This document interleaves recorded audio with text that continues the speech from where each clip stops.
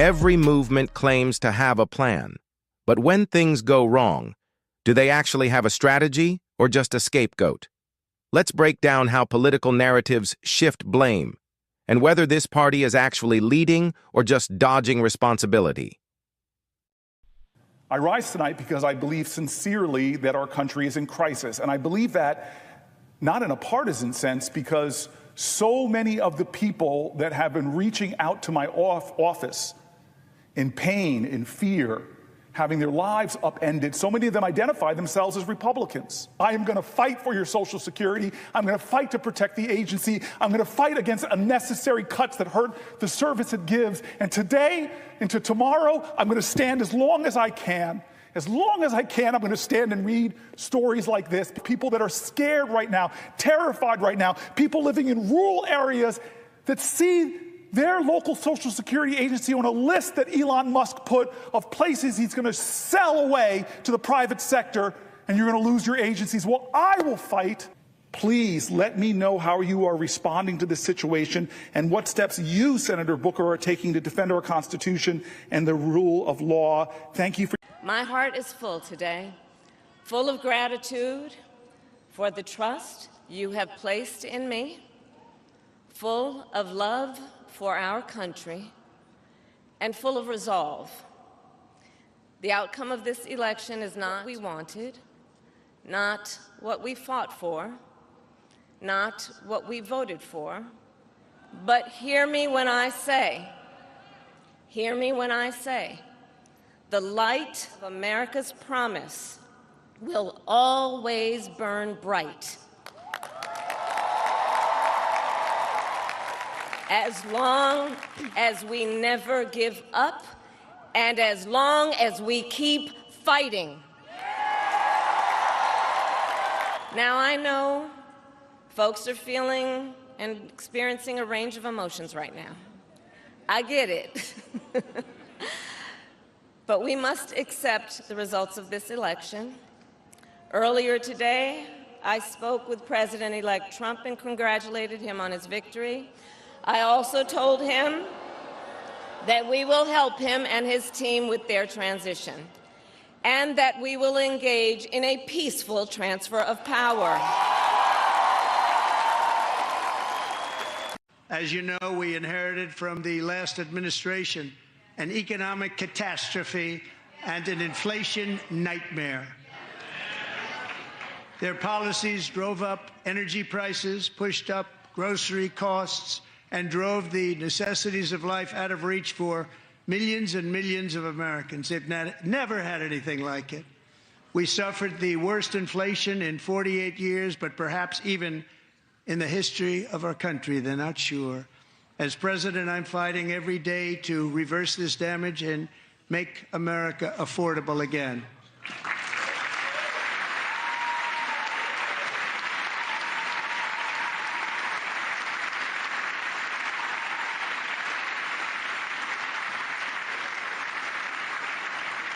Joe Biden especially let the price of eggs get out of control. The egg price is out of control. Today, an oligarchy is taking shape in America of extreme wealth, power, and influence that literally threatens our entire democracy, our basic rights and freedoms, and a fair shot for everyone to get ahead. It will take time to feel the full impact of all we've done together. But the seeds are planted, and they'll grow and they'll bloom for decades to come. At home, we've created nearly 17 million new jobs, more than any other single administration, a single term. More people have health care than ever before. And overseas, we've strengthened NATO. Ukraine is still free. And we've pulled ahead of our competition with China. And so much more. I'm so proud of how much we've accomplished together for the American people.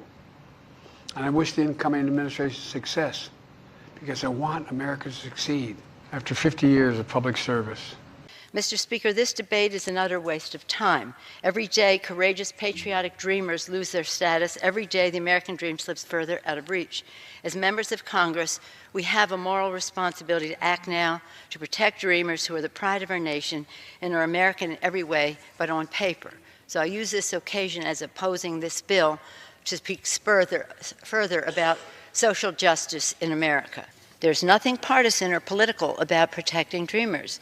If a DREAM Act were brought to the floor, it would pass immediately with strong bipartisan support. And I commend my Republican colleagues for their courage in speaking out on this. Yet our dreamers hang in limbo with a cruel cloud of fear and uncertainty above them. The Republican moral cowardice must end. Members of Congress are trustees of the people and of our nation. Why are we here if not to protect the patriotic young people who are determined to contribute and to strengthen America? This silence from Congress has become complicity. And I know that sounds like a really hard thing to say, that sounds very hyperbolic.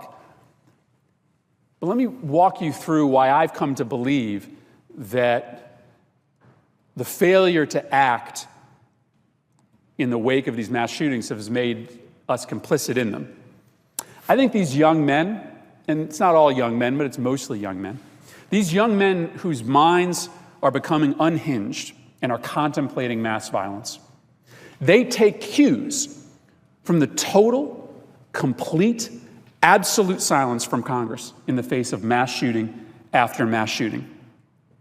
If the nation's top elected leaders, the people charged with deciding what matters in this nation, don't even try to stop the mass carnage, then these would-be shooters reasonably conclude that we must be okay with it. You want to know why the job economy is so bad, why there's so few jobs, why we've got the lowest workforce participation in decades in the United States?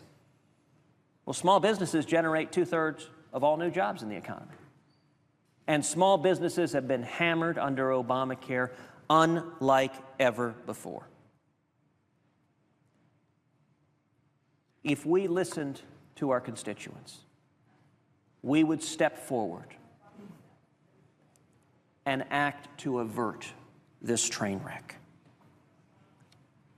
And anyone who is trying to make this a battle of personalities is trying to change the topic from the topic that should matter. Whether or not Obamacare is helping the American people. Mr. President, if you focus on the substance, the evidence overwhelming. This law is a train wreck. Anyone who votes to cut off debate on this bill is voting to allow Senate Majority Leader Harry Reid to fully fund Obamacare. That's a vote that I think is a profound mistake. Whenever policies fail, the first move is deflection. Economic downturn, blame the opposition. Social unrest, blame the media. You've got to be careful at a delicate moment like this to look at the timestamps, look at the dates. A lot of these algorithms are surfacing hours old or even days old content. So you might be looking at a video of something, wondering what's happening in LA. It's actually from 2 days ago. And that's, it only matters because it can give people a false impression of what's actually happening at a moment of unrest. If it's seconds, minutes, hours, days, weeks, months, or years, it happened. Duh, it matters. Immigration crisis, blame the previous administration. Remain in Mexico. But is this just political theater? Or is there a real plan beneath the rhetoric?